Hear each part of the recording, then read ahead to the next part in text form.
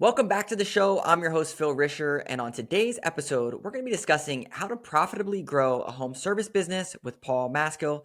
Thanks so much for joining us today, Paul. Awesome, Phil. Excited to be here. Yeah, likewise. So, Paul has scaled 4 companies over the past 13 years. He is the founder of Blue Collar Business Advisors, and we actually used to work together in one of the companies that he exited, and we've stayed in touch. And he is a wealth of knowledge. And so I said, hey, man, you got to hop on the show so that way we can talk about financially responsibly growing a home service business. So, Paul, with that, can you tell us a little bit how you got into the trades? Yeah. So growing up, I grew up in Michigan, very blue collar. Pretty much every single one of my friends, all their families worked for one of the automakers, except my parents were like the only ones that weren't in the auto industry. My dad, since he graduated high school, he always worked in the trades. He ran a hardwood flooring company. He was a one-man band. So growing up, I was watching him. He was the best at it. He was great at it, but he was, like I said, the one-man band. He was the perfect technician and he could never scale. And all of the people he kind of associated with were all the other contractors on jobs, the plumbers, the electricians, the HVAC people. And every single person there said, don't do what I did. Don't go into the trades. Don't start your own business. You're going to work nonstop. You're going to work 24/7. Go to school, get good grades, go to college, and then go work for somebody else. So that's what I did. I listened to their advice. I got a finance degree from the University of Michigan.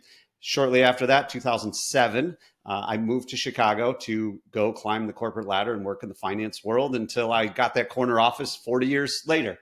And for anybody that was around in 2007, that was like the beginning of the end. So from 2008 to 2010, I watched a ton of people lose their job, lose their entire life savings, all of the things that they had accumulated because of the recession. And I was looking at this like, this doesn't make any sense. Everyone told me this is the safest thing ever.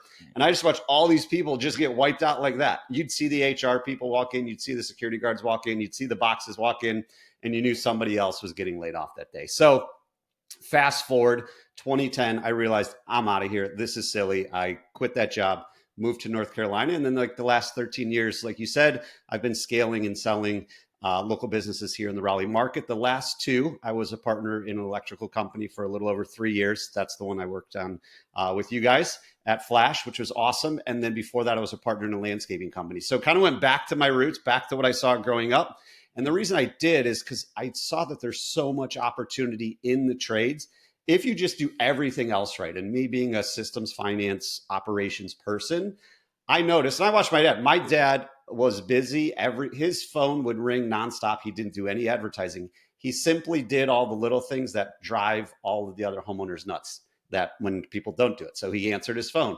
He showed up for the estimate when he said he was going to show up. He charged them the price he was going to charge. He showed up to do the work when he said it was going to get done. And then he completed the work when he said it was going to get done. And he did it exactly how they wanted it done. So I was like, this is amazing. Like all we have to do is all these things that are kind of a no-brainer, and we can systematize it, automate it, put processes in place, and make sure numbers are right and scale a business. So that's what I've been doing in the trades the last 7 years between the electrical company and the landscape company. Yeah, very cool.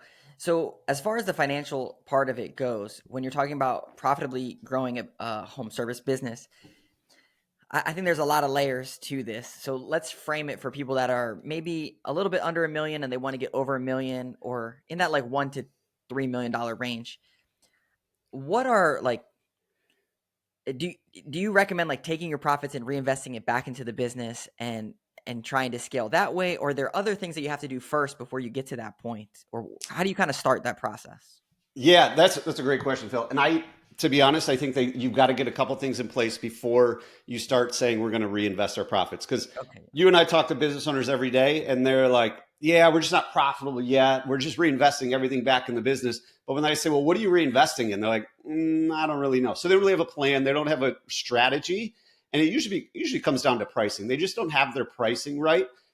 Their pricing was probably from when they were a one-man band and this is great, guys. I make $100,000. I can go serve a couple clients. My phone rings a couple times a day, but they've never updated their pricing or actually have a real pricing strategy to be able to afford to scale to 2 million, 3 million, 5 million. So that's where I'd encourage everybody out there listening to start. If you're just under a million, that means you're probably off the truck. You probably have somebody answering the phone. You've got a couple people in the field, but you might not be sure, am I charging enough to be able to support the growth that I want to get to? And usually the answer is no. And the answer is no, usually because when I say, well, how do you price jobs? People are like, I don't know. I take the material, multiply it by 1.5, add 10% to labor, then throw in an extra $50 on top. That's not really a strategy. So you really got to know your numbers. And I think where a lot of business owners get stuck is when I talk to them, they're like, well, I got a bookkeeper that handles that, and I got an accountant that handles that. And if you ask those business owners, they're going to, and I say, hey, well, what are they actually doing for you? I don't know. My bookkeeper does the QuickBooks, and my CPA does my taxes. They give me my quarterly estimates, but that's not really helping you in a proactive, forward-looking strategy. Bookkeepers and CPAs, very important. You got to file your taxes. Otherwise you're breaking the law, and you got to have clean books. So that way you can then use that information to project forward. So I think that's where a lot of business owners get stuck, and it's not any fault of their own. I would guess 99% of the business owners out there listening today started their business because they're really good at the trade and they really enjoy the trade and they don't want to worry about the numbers. The problem is a lot of times they don't have somebody that is worrying about the numbers because you can't afford to bring on a full-time CFO or a full-time controller, somebody that's doing all of that stuff because you're out in the field every day and you just don't have enough revenue or profit to do it. Exactly. It's the same for us. You can't hire a full-time CMO for your business or something, so you hire a fractional person. I want to go back to figuring out your pricing strategy. How would someone go about even figuring that out? Is it kind of like the work backwards approach to how much should this cost, or what should they even do? Yeah, that's a great question, Phil. So working backwards is always a great thing because we got to know what the goal is. If we don't know what the goal is, we don't know what we need to do tomorrow. And I equate this. I live in Raleigh. There's an interstate. It's called an interstate, but it doesn't cross any state lines. It goes around this. It goes around the city of Raleigh. So it literally goes in a circle. So I-440 goes in a complete circle. If you drove on it going east, you would go in a complete circle and drive all day. Most business owners, that's what they do. They get in their vehicle, they close the door, they drive all day, and then when they're done at the end of the day, they're exhausted, wiped out, but they haven't gotten any closer to where they want to go because they actually don't know what that target looks like. Versus if I'm in Raleigh and I want to go to Maryland where you're at, I know where you're at, I know where I'm at, and I can put a plan in place. Even before Google, I could put a plan in place. So like, all right, these are the checkpoints. From here, I got to get to here. Then I got to get to here. Then I got to get to there. And eventually I'm at Phil's doorstep. So the same thing has to be true in our businesses. We got to know what that goal looks like. And when it comes to pricing, it is no different. So what is our goal? Anybody listening to this, first, you don't have to be a finance expert, but you do need to know your numbers because it is your business. You can't manage it if you can't measure it. So the thing I like to start with everybody is, what is your gross profit? Now, gross profit is your revenue. So all the money that comes into your business minus the cost that it takes to deliver the service that you are providing. So if you're a landscaper and you're doing maintenance and you're doing installs, all of your maintenance and install revenue, that's your revenue. Now we need to figure out what is the cost to deliver all that service. So you're going to have, obviously, the two main ones are labor and material, but there's a lot more to that. Labor, a lot of times people are like, oh, I pay Phil $25 an hour. So if this is a 6-hour job, it's $150 in labor, and that's the only person I need. We don't want to get too far into the weeds on this show, but Phil isn't working. When Phil gets paid for 40 hours a week, he's not actually working and delivering service 40 hours a week. So we got to account for that non-billable time, the time he's in the truck, the time he's getting gas, the time he's talking to his supervisor. All of these things have to go into our pricing. So we really need to know, what is Phil's actual hourly rate when he's delivering service. So to keep it super simple, say Phil makes $25 an hour, but in a 40-hour week, he's only working on the job 20 hours. So we know we really need to double what Phil is making in order to charge the customer that. So we really need to go to the customer. We don't go to the customer, but when we're putting together this formula, Phil actually costs us $50 every hour he's on the job. So if it's a 6-hour job, we know Phil's actually costing us $300 because half the time this week, he's not going to be on the job doing other things. So there's a lot into labor. There's payroll tax, there's workers' comp, and then material. You got all of your material. I like to include other things that go into cost of goods sold. So your vehicle maintenance, your vehicle fuel, your vehicle registration, all of those things If it's for vehicles out there delivering service, so if it's your Isuzu box truck that carries all of your equipment, or if it's your Ford F550 dump truck that's, bringing all the material, everything that's out in the field, we need to recoup that cost. So let's speed it up. We add up everything. We also have our mowers. We have our fuel for our mowers, all maintenance, all that. We have this dollar amount. My target as a CFO, as a business advisor for other companies, is it's got to be at least 50%. Once we get to 50, we're going to keep working our way probably to 60%. That's our goal as gross profit. So if our all-in expense between labor, material, all the other things we talked about is $1,000, now we know we need to go charge the customer at least $2,000. Because once we have that, now we have a formula that we can replicate instead of just looking at a job and being like, oh, yeah, that's, I think we could do this for 1,200. And the customer's like, what about 1,100? You're like, okay. Now from doing that, you've just taken money out of your business and gifted it to somebody else. You do that enough. A lot of people try to compete on price. I don't know if you know what happens, Phil, but if you compete on price and you win that race, you're the first one out of business and nobody wants to do that. So that's where we would start, is with pricing, gross profit. From there, we could talk about all the other stuff, overhead, marketing, office payroll, and all that. But we got to get our pricing right and got to have a plan, got to have a goal so we know exactly what to do to get to our destination. Yeah, it makes complete sense. I think confidence in your numbers gives you the ability, when people are like, it's like, well, what makes you feel that way? Because this is how we got to this number. I also really like, you want to go from 1 to 2 million, right? You want to grow the business, but like, what's the plan? And when you know the numbers, you can put together an actual plan. Like, do we need to increase this transaction value? Do we need to close more deals? Do we need more lead flow? All that kind of stuff goes into playing a part into the growth that you're saying. So you actually help people like figure out those numbers? We do. And then to your point, Phil, so now we know this is what we got to charge, and we can create kind of a, an estimating spreadsheet, whatever you want to call it, whatever works for them. Yeah. But then to your point, now we know what we need to charge and we know what our revenue needs to be. Yeah. Now we got to look at all the drivers of that. Yeah. And to your point, is it the call booking rate? Is it the average ticket? Is it the closing rate? There's so many factors that go into it. You probably deal with this all the time. A lot of people say, I got a lead problem. I don't know if people have lead problems. I think they have a maximizing the leads that they get problem. Because when we're busy in the last 3 or 4 years since COVID, everyone's been busy. We have nobody listening to the show has maximized every lead, because we've already got in our mind enough and I can't keep up with the current demand. Now it's starting to change and everyone's like, whoa, I need more leads.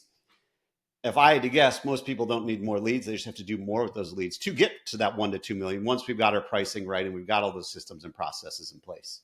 Yeah, I agree.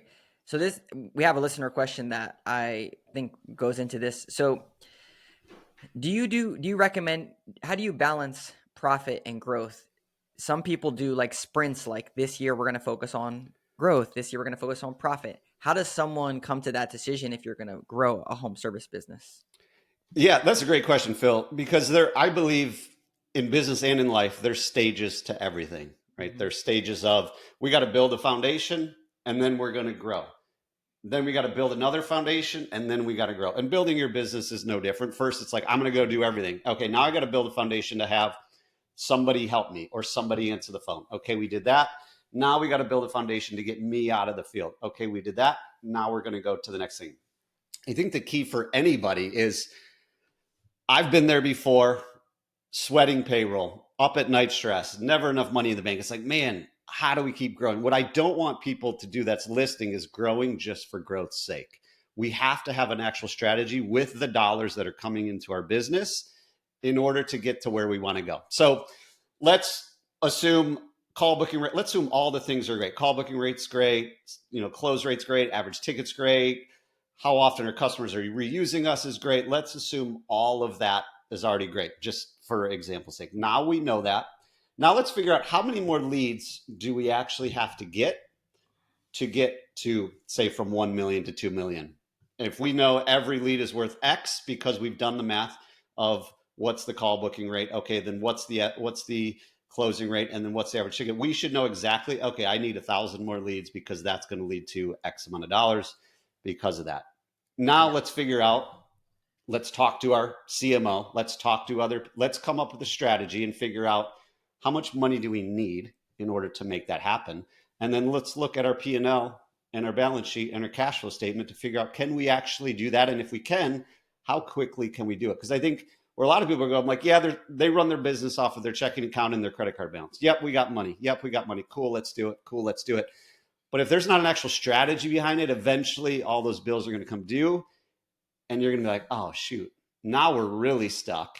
Now we've built something that's not sustainable because this thing's getting out of hand. So we really need to have a plan in place of, let's just, for example's sake, we've done all those things. And the last 3 years, we spent 10% on 10% on marketing. So we know the last 3 years, as we've built this foundation, we've spent 10% on marketing. Let's go talk to our CMO. Let's go talk to all the people helping us with marketing and customer acquisition and customer re-engagement and all those things and figure out how much money do we have to spend? Can we increase that to 5%? So increase it by 5% to 15%.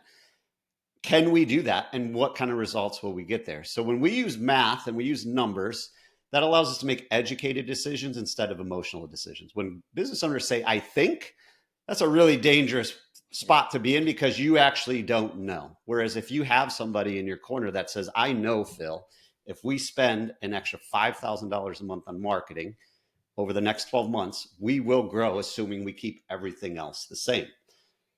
Then we go do that. The other thing is maybe we need to invest in sales training for all of our technicians out there. What if we send our technicians to a training, or what if we have an on-site with our sales coach? Will we get a return on that investment? The key is knowing that at the very bottom line, say our target is 20% net profit. So we talked about gross profit. Our ideal gross profit's at least 50%. If our ideal net profit is 20% and we've been hitting that, and we know now, let's take 5% of that and put it into sales and marketing, training, execution. Are we cool with 15% net profit in order to scale? If we are, awesome. Let's go do it. And we can go do that. We can do it successfully. And then we get there and then we probably got to build again and then scale and then build again. Yeah. It all ties into, if you don't know your numbers, you can't make those educated decisions about take a couple percentages off here and stick it over here. Do you use like the profit first model of like chunking things out, or what does that look like? Yeah, I'm a huge fan of profit first. So anybody listening, if you haven't read it by now, to be honest, you don't even have to read the book. You just go Google profit first. It makes life so much easier because if there's money in our checking account, we are going to spend it, whether we're a personal consumer or we are a business owner. So when we can put different things into different buckets and they disappear, it's just like when you and I started working our first job for somebody else. Everyone said, pay yourself first. And how do we do that? We would put money into our 401k, or we'd put it in our savings or whatever we would do, and we wouldn't even see it and we'd live without it. Profit first is no different. I think my personal opinion, the best thing about profit first is when you go to implement it, if it doesn't work, it means your pricing is wrong. It's either your pricing's wrong or you're spending too much money somewhere because there's not enough money left over. What I do in my personal business now is I actually have a growth bucket. So when all the money, you do the transfers twice a month. So when I go make those transfers, I have a growth bucket, which I'm growing my business right now. Eventually, I won't have to invest in growth and I'll have to build systems and then grow and then build more systems. But I just put a certain percentage into that growth bucket. And that growth bucket for me is to investing in additional marketing that I normally don't invest in, because I got the marketing that I already spend on and I know what that dollar amount is, but I also need to grow. So when I can do that with profit first, I know, okay, we've got an extra $1,500 a month right now to spend on growth. What are we going to do with it and how are we going to measure it? So yeah, profit first is phenomenal. Encourage it for everybody out there. If your bookkeeper accountant says it's too much work, you've got the wrong bookkeeper, because it is not too much work. Everything's automated. Your QuickBooks Online is automated. All the transfers line up. But I have heard a lot of people say, well, my bookkeeper doesn't like it. Well, your bookkeeper is not owning your business. You are. And if it's best for your business, you need a bookkeeper that will support you, your business, and your goals. Yeah, I really like the growth bucket of having things chunked out, because then it's not even taking away from profit, theoretically. It's just, oh, we have this money set aside for growth, so let's invest this in growth, which is what it's designed for. You don't feel the pinch of like, oh, this is for this expense or that expense. For sure.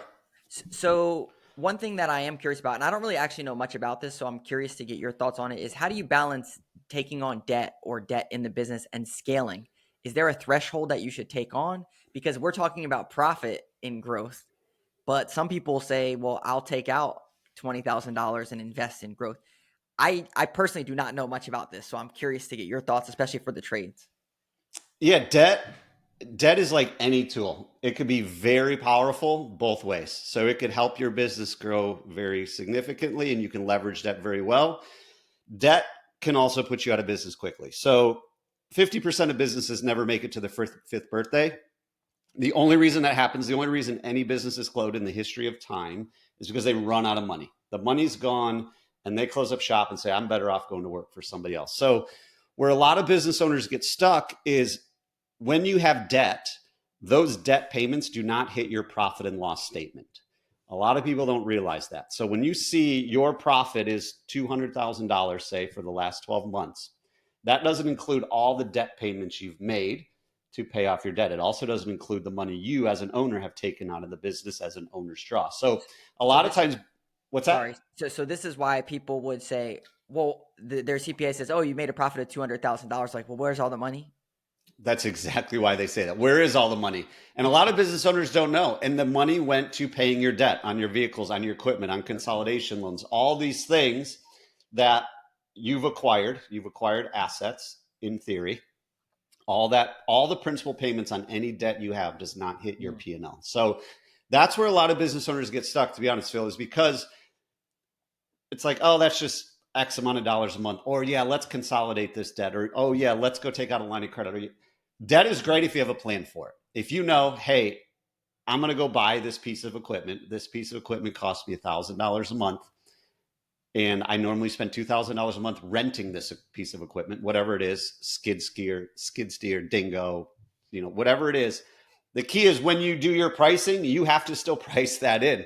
A lot of times people are like, well, no, I don't have to price in my vehicle because I already bought it. It's like, well, you're still making payments on it. I don't need to price in the chipper. I already bought it. No, you still need to price it in because it's an asset that loses value, that has wear and tear, that has maintenance and all that. So you really have to price it in. So yeah, that's exactly why a lot of business owners say that to their accountant. The accountant says, hey, you owe $200,000 or you had $200,000 in profit. This is what you owe in taxes. And the business owner's like, I don't have any money to pay it.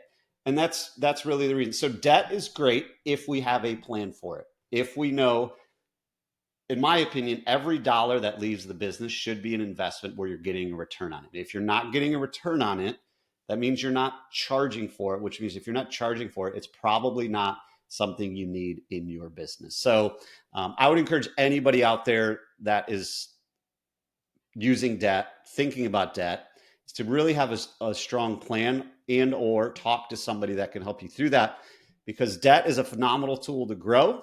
It's also a phenomenal tool to put you out of business. Yeah.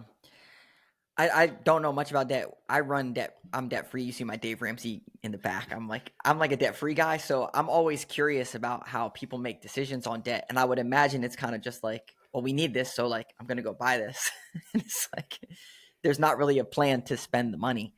Um, so that's a tough one. What about showing profit?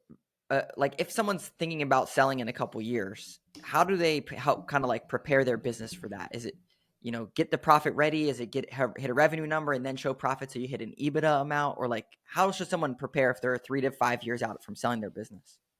Yeah, I'm a huge fan. I have it on my bookshelf back here, Built to Sell. Probably the most powerful book any business owner can read, in my opinion. Not even if you don't want to sell your business. So the key to having a sellable business means it can run without you. If it can run without you, it's got all the people in place, it's got all the processes in place, and it's got all the profit in place. So there's plenty of business owners and unfortunately CPAs that said, you made a lot of money this year and I don't want you to pay taxes. So let's go buy a truck and let's Mhm. finance it. And then let's depreciate it, write it off so you don't have to pay as much taxes. Exactly. Well, that's all cool and great. But then come January 2nd, you're stuck with a $100,000 truck, $2,000 a month payment that you didn't really need just to save you 30 grand in taxes or whatever. So for everybody out there, I would encourage you to always be building your business to sell, even if you don't want to sell it. The cool thing about that is, and I've sold several businesses, the cool thing about it is you don't know when you're going to sell. You don't know how it's going to go down. But if your business is always sellable, it gives you so much more freedom, flexibility, and opportunity. So one of the business I sold, my second ever business was a dog walking and pet sitting business. So I had bought it. I was scaling it up. I went to London for 2 weeks on vacation. I had a key employee running it. And I came back. He's like, Paul, I had so much fun running this business while you were gone. I want to buy it. I was like, cool. If you want to buy it, it's for sale at the right price, right? Like Yeah. everything's for sale at the right price. So it also just gives you flexibility as a business owner to be, if something happens, like if you have aging parents or something happens to your kid or your spouse, and you need to leave the business for a couple of weeks, it gives you the peace of mind knowing that I can do that. And when it's profitable, it gives you the peace of mind knowing we can have a couple, we can have a bad year. When you follow profit first and you're profitable, you can have a bad couple of months. You can have a bad year and still sleep well at night. And a lot of business owners, I do a thing, Phil, where I figure out kind of like how healthy is their business. And one of the things I look at is how much expenses do you have in the bank? Take all the money you have in your bank right now and divide it by your monthly expenses, including all the debt payments. And most businesses, that's less than a month. Ideally, we get that to at least 6 months. So when you're at that point, it just makes life a lot easier, a lot more enjoyable. And so when you do go to sell your business, like, wow, this is profitable. And it's been profitable for a while. So where a lot of people get stuck selling their businesses, their last 12 months, it might have been profitable, but the previous 2, 3, 4 years behind that were not. That's an instant red flag of like, okay, what did you change? And I can tell you change it just to sell your business. So maybe now they're not running expenses through the business because they want to show profit, or maybe they're actually, from the previous years, maybe they're doing something with cash. A lot of people are like, oh, I got cash, I don't record it. Like, cool, but you do. That's actually, you're legally required to do it. So a lot of people get stuck there. So I would always operate a business of let's make a lot of profit. I think Mike McCallowitz even talks about, because when you have that tax fund, it's like, taxes are a part of life. You have to do it. So when I write a big tax check, that means I made a lot of money. When I made a lot of money, that means I impacted a lot of people. I am giving opportunity to a ton of people. And probably like one of the reasons I love the trades is you can tell somebody out of high school, like, look, dude, you don't have to go get $100,000 in debt and go get a college degree for nothing. You can be an apprentice here in a couple of years. You'll be making $100,000. Exactly. When we can pay our technicians like that, that means we're profitable. When we're profitable, we have an attractive business that can run without us. Yeah, so true. There was a story of mine. I was the director of business development at a home service business, making like $80,000, and the head techs were making over 100. And I'm like, my job's to grow this business. I'm up like, and these guys are making more than me. So you're absolutely right. It's funny, we hit Mike McCallowicz and John Warlow. Both those guys have been on the show. So if you're interested in learning more about them specifically, we have those episodes. One thing that you just hit on that I want to talk about, because I'm sure business owners are thinking this, is selling a business to an employee. How do you even structure that goes about to be advantageous for both parties? What is your recommendation? Yeah, I think it really depends on your goals and their goals. So like Right. that business I sold, I made it super simple. He put some money down and then we did seller financing. I think to me, one of the greatest things about business compared to real estate is the ability to make seller financing super easy. So if anybody out there is looking to acquire businesses or sell their business, I think I would say it goes even deeper, figuring out what are the goals of your employees. So at our last company, we had what we call the Dream Coach program. And I learned after the fact, I think I learned through Tommy Mello or somebody, that there's a Dream Manager book. And I didn't even know that was a thing, but like I wanted to know what are their goals. And there's a Zig Ziglar quote that says something along the lines of help enough people get to where they want, and you'll get exactly where you want to go. Something along those lines. I butchered it, but let's help other people, then we'll be taken care of is the premise of it. So if one of your employees is like, I would love to run this business one day, like, tell me more. What does that look like? Do you want to be the GM? Do you want to own it? I'm totally open to have those conversations because now I'm 40 years old. So like most of our employees are younger than I am. So they know, like, just doing basic math, they're going to work longer than I am. So like at some point I'm going to retire. Would you be interested in buying the business? Would you be interested in being the GM? So like once we know where they want to go, similar to our previous stories, it allows us to help them get to where they want to go. And that's really, the start of that conversation is figuring out, Are there employees there that might be interested in buying your business? I think that's a great opportunity to kind of continue the culture, continue the number one. When I talk to any business owners, I talk to brokers, the number one concern people have when selling their business is what's going to happen to my team. If you sell your business to a private equity company, there's a very, very, very, very great chance that something's going to happen to your team. Probably not within the first 90 days, but definitely within the first 12 months. Whereas if you sell it to like a key employee, or you sell it to somebody that wants to keep it doing the exact same thing, a local buyer, it gives everybody a little bit of at ease when you announce that sale, because it's all that's like, to me, like one of the most stressful days is when you're going to sell, is announcing it to the team. So you announce it to the team when you can say, and the new owner is Phil, who's worked here for 20 years as the GM. They're like, oh, that's awesome. Versus the new owner is some dude sitting on Wall Street. They're like, I don't know about that. Yeah, makes complete sense. Are there any tactical things like after this, someone listens to this, they can go and do like right now to maybe build out that pricing strategy or figure out some of their numbers? Is there a simple tactic you Yeah, think? that's a great question, Phil. So what I would encourage everybody out there, before you do anything, is really get clear on your vision. Going back to what we were talking about the last two times, what is our goal with this business? So when I quit my job, probably similar to everybody else, I didn't have a vision. So when I started my first business, it was just so I don't have to have a boss. Exactly. 99% of the people in the trades did the exact same thing of like, man, I just don't want to work for somebody else, but I want to keep doing this because I really enjoy it. I love being an electrician. I love being a plumber. I just don't want to work for somebody else. That was the vision. And then before we know it, we're juggling a bunch of balls. We're putting out fires, bouncing around like a ping pong ball. So when I work with anyone, the very first thing I do with them is, let's get crystal clear on what does life look like in your ideal world. How much are you traveling? How much money do you need? Are you investing in real estate? What are you doing from a personal standpoint?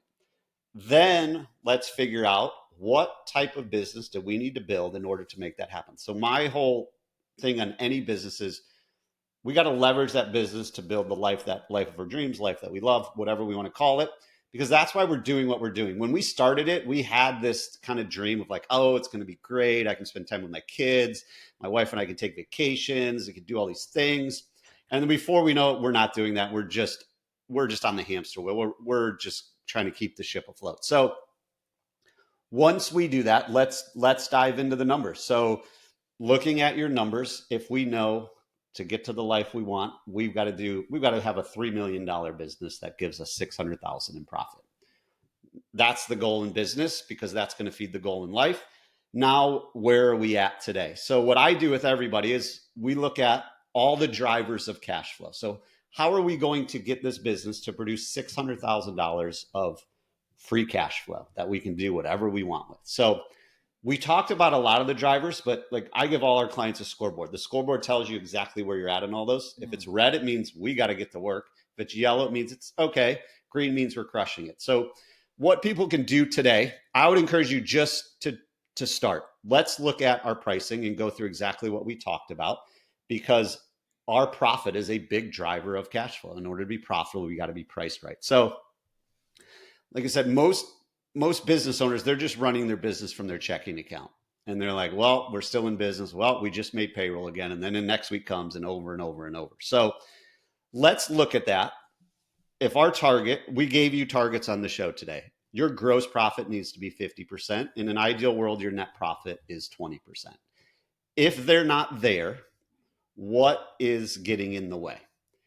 Now, what I don't want listeners to do is look at that and think, holy cow, I've got 100 different things to do. You're already doing 1,000 different things. I'm not going to give you another 100. I would pick one or two things and focus on that for the next 30 days. So say your gross profit is 40%. We just talked about how to actually do it today. So say your gross profit is not where it needs to be. Let's figure out what's getting in the way of that. Now, where I think a lot of business owners can start to work on is start putting together a dashboard or a spreadsheet or a whiteboard of tracking all the things that go into your gross profit. The three main things are your revenue, your labor, and material. And let's just figure that out. Once we figure all that out, we can get a little bit more granular. So start looking at that today. Ask your bookkeeper, go to your QuickBooks, ask somebody, what's my revenue? what's my labor, my field labor, not all labor, my field labor, and what's my material. And that comes up with our gross profit. Now, if it's out of line, let's deep dive into why is it out of line? And that goes back to what we talked about earlier is why is it out of line? Is it we're not priced correctly? So let's start there. Let's make sure we're priced correctly. Then from there, if we're still not where we need to be, we know that if our price is right, we're just not selling enough of those things at the right price in order to get to where we want to go. So why are we not doing that? Is it a sales problem? Is it a phone answering problem? Is it a follow-up problem? I know you guys at Flash have Flashlight. That thing will make sure you get more out of every lead, because a lot of times people give them a quote like, cool, I'll email it to you. They email it through Jobber and they never talk to that person again. Exactly. That's crushing your sales conversion rate. You never follow up with them. You're on to the next one. So that's where I'd encourage everybody to start. I know there's so many things that go into it, but just pick one or two things and go deep on that for 30 days and be like, okay, I think we got our pricing right. Then see what happens in the next 30 days. Now you know, okay, we still got more work to do. Let's actually look at Jobber or Service Titan and see what our closing rate is. Okay, our closing rate is here. Let's look at all the missed opportunities. Why did we miss those? And kind of go from there. And just start. The key to anything is to just get started. With my old office, the thing I had right above my desk said the best time to plant a tree was 20 years ago, and the second best time is now. So we want a strategy. We don't just want to survive. We don't want to just keep, being a firefighter. We actually want to be an engineer so we can start putting a plan in place to get to where we want to go. Yeah. Be a firefighter. No, be an engineer, not a firefighter. You got it. Yeah. There's too many firefighters out there in businesses. And if you can engineer your way to profitability, you can do it. And I know you can do it because other people are doing it. Where I get frustrated is when you talk to people in the trades, they're like, well, that's just the way it is, Phil. Phil, that's just the way it is. I hear that way too often. That's not just the way it is. Private equity is going into the trades because it is profitable. It is a great opportunity. It will never get shut down. AI is never going to replace your HVAC unit. AI is never going to replace your panel. AI is never going to put plants in the ground. You're still going to need humans to do a lot of these things. We just need to realize we're way more important in this world than we've always been told by society. And that's what drives me nuts is electricians should make more than doctors. HVAC technicians, we can't survive in most of this world without HVAC, plumbing, and electrical for very long. Like, that's just the nature of it. So this is essential. This is key to our society. We just need to start believing in it and charging from it and stop taking money out of your pocket to put it in your customer's pocket because you don't believe that you should charge what you need to charge. Yeah. All good stuff. So we mentioned a couple books. We mentioned Profit First, Built to Sell. You mentioned Tommy Mello, Home Service Millionaires, really good book. Any other books or resources or like Traction, for example, or any of these other tools that you've seen that have been influential in your businesses? Yeah, there's a lot of them. Yeah. I mean, there's so many out there. The one we were just talking about before the show, Buy Back Your Time, is another great book by Dan Martell. It really systematically and step by step walks you through how to get focused on what you actually need to focus on. Stop doing all the administrative work. Stop doing all the onboarding work. Stop doing all the marketing work. Stop doing the sales work, and really focus on what you're good at and what you love. If you own a business and you just love being a technician, be a technician. There's nothing wrong with that. The key is to then surround yourself with experts in other things. And that's really I took my finance background into this world because I realized most people in the trades, most business owners in general, not just the trades, they don't want to deal with finance. They don't want to deal with numbers. I love tying numbers to trades and being able to help business owners do it that way. So Buy Back Your Time is phenomenal. It kind of just step by step walks you through how to get to where you want to go. So the only thing you're doing is spending time on things you love, things you're good at, and things that pay you a lot of money. So Buy Back Your Time, Dan Martell, check it out along with all the other stuff we talked about. Awesome. Well, Paul, this has been great, man. I really appreciate you. You broke it down. You didn't hold anything back, and I appreciate that. It was really good. So where can people learn more about you, or what should the next steps be that they would take to get in contact with you? Yeah, so next steps, you just go to the website, so thebluecollaradvisors.com. You can go there, learn a little bit more about me, what I do. There is an opportunity to book a call there. You can go to the bluecollaradvisors.com/call. If you want to book a free call, it's totally free. We dive into a lot of stuff we went into today, Phil, is where are you at? Where do you want to go? Let's figure out what's getting in the way. And then I do a free financial assessment for you so you know exactly where your business is at, what are the big opportunities and what are the red flags. So all of that's free. If it is a great fit, yes, we can work together. But the idea behind that is there are so many businesses that are so close to being super profitable because they're great at what they do. I look at their Google reviews and they're like, wow, they're 4.9 star. They got 500 reviews. They're great at that. They're just missing one or two things to get to where they want to go. So go to the bluecollaradvisors.com/call and we can chat on the phone and figure out what's going on in your business. Awesome. Well, thanks, Paul. It's been good to chat. I really appreciate your friendship and also the business working relationship that we have. Awesome, Phil. Thanks so much for the opportunity. You got it.